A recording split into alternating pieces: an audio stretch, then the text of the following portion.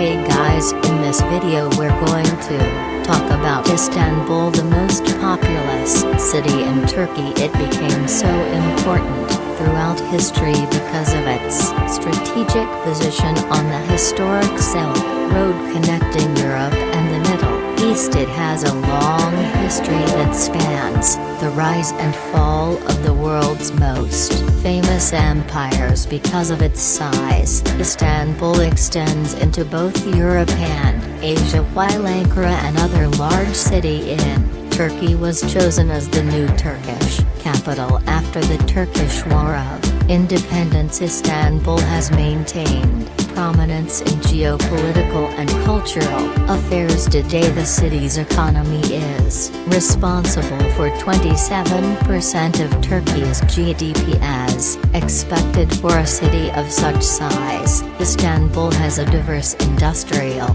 economy, producing commodities such as olive oil, tobacco, cars and electronics. As the only sea route between the oil-rich Black Sea and the Mediterranean, the Bosphorus is one of the busiest waterways in the world, with more than 200 million tons of oil passing through the strait each year.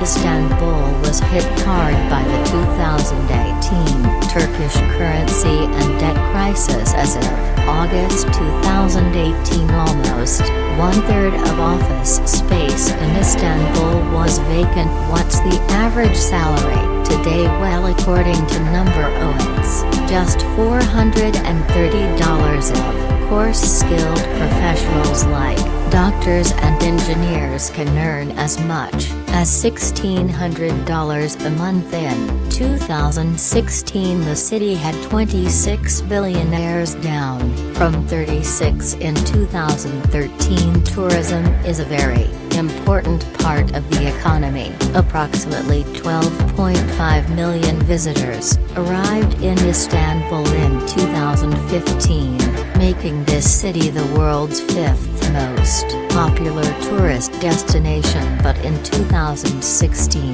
the number of tourists went down dramatically after some threats of terrorist attacks and an attempted military coup in the city. The police always on the alert. You can see armored vehicles and machine guns, and the police officers are not exactly very friendly. I can't blame them because they're doing their job. The city is huge. You can see endless crowds of people even on the outskirts of the city. The Bosphorus, which connects the Sea of Marmara to the Black Sea, divides the city into a European side and an Asian side, mostly residential. Today the city consists of 39 districts. Let's take a look at some of them. Odessa. Here it's a modern suburban district, located at the junction of two major motorways in the Asian part of the city, with mostly high-rise apartment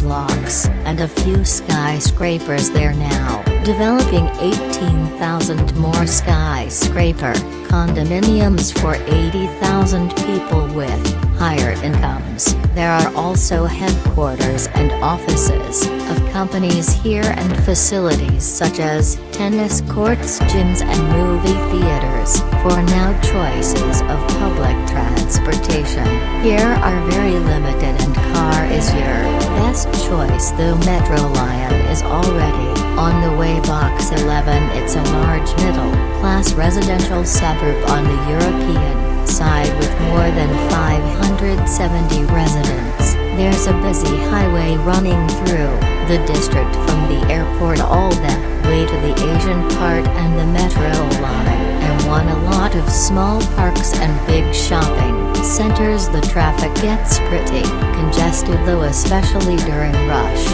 hours. Buckenpoop, nice area, mostly inhabited by upper middle class population in the European part of town, not far from the historic center. The district is on the Marmara coastline. It's an important commercial area with lots of shopping centers, cafes and restaurants. No wonder Turkish Airlines decided to have their headquarters here. Population is 221,000 people. It's a historic center of the city, separated from the old city by the Golden Horn. Bolu has a number of historical sites. The largest square of Istanbul, Taksim Square, Galata Tower, and the main street, Istiklal Avenue. It's a 1.5-kilometer long street full of shops, cafes, cinemas, and all galleries. On the weekends, about 3 million people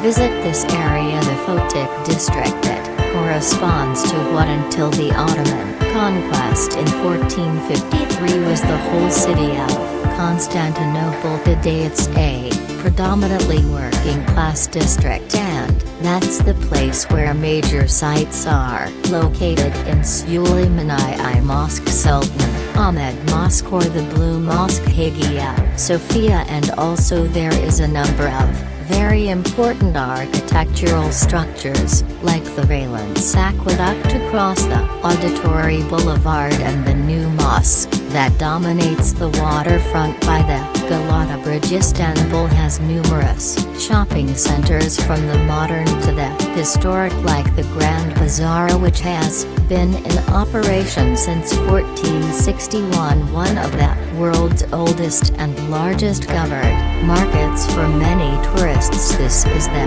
real Istanbul from the postcard pictures that they had in mind would come in here. Sicily, located on the European side of the city, it's a very prestigious part of town. Sicily's central location has desirability. Today most of the wealthy elite of central Sicily have moved further out of the city, and the large buildings on the grand avenues are occupied by offices, banks, and big shops. Europe's largest and the world's second largest shopping mall, Java here. Istanbul is situated here. Climate is hot, and it makes sense that at some point you just want to go swimming, but the beaches within the city are far and few in between, and the sea, unfortunately, in Istanbul is not very clean because there are so many commercial ships sailing in the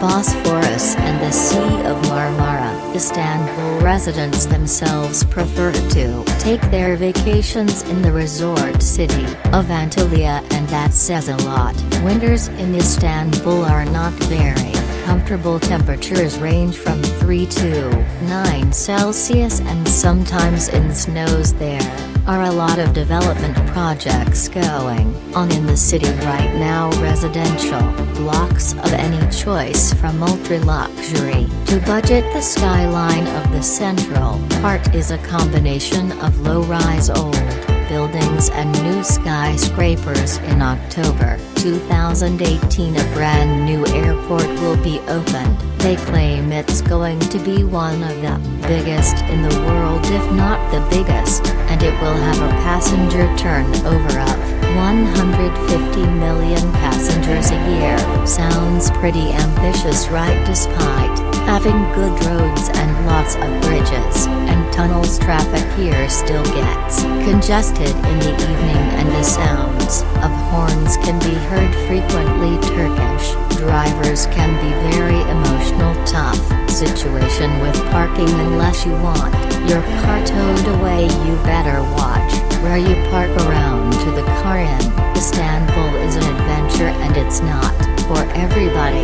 Gasoline is pretty expensive and costs about $1 per liter or 3.5 per gallon. The city is full of hills, and some streets and roads can be unbelievably steep. It takes some guts to live here, let alone drive and park here.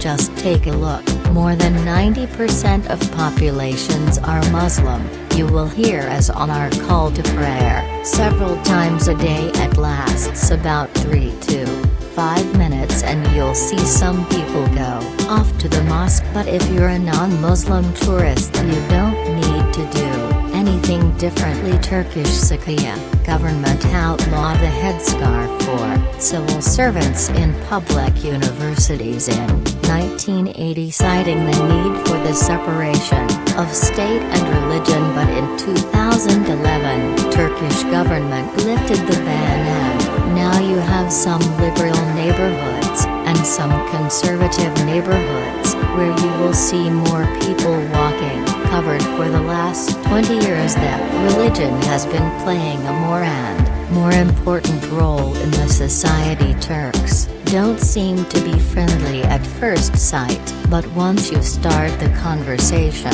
you'll see smiles on their faces and they'll be more than happy to give you directions and maybe even offer you a cup of tea. But honestly, not a lot of Turks speak good English except for the young people, so a lot of times you will hear no English. Local public transportation system as a network of trams, cable cars, subway buses, and ferries. Istanbul subway has 8 lines and 5 more are under construction. The fare is a little less than $1, but the subway lines will not help you all over the city, so you'll have to use buses. There are 500 bus routes that carry 2.2 million people every day. Some are transit buses or metro buses with designated lanes. There are trams as well, modern tramline and nostalgic route tunnel. Taksim Istanbul maritime transport runs through the Bosphorus, the Sea of Marmara, and the Prince Island. Taxis in the city are hard to miss, they're all yellow. By the way, I've discovered that an Uber ride is always cheaper and more predictable price-wise. Istanbul is a paradise for shopaholics. In addition to large shopping centers, there are markets basically on every street. Istanbul is famous for its sophisticated and elaborately cooked dishes of the Ottoman cuisine. However, following the influx of immigrants from southeastern and eastern Turkey, which began in the 1960s, the foodscape of the city has drastically changed by the end of the century, with influences of Middle Eastern cuisine, such as kebab, taking an important place in the food scene. There are lots of street food stands that offer roasted chestnuts, fresh pomegranate juice, all kinds of kebab, and of course Turkish tea is an important part of Turkish cuisine. Istanbul is a huge modern metropolis, balancing between east and west, that is definitely worth visiting. And what do you guys think about to move? Let me know in the comments section below. Thank you.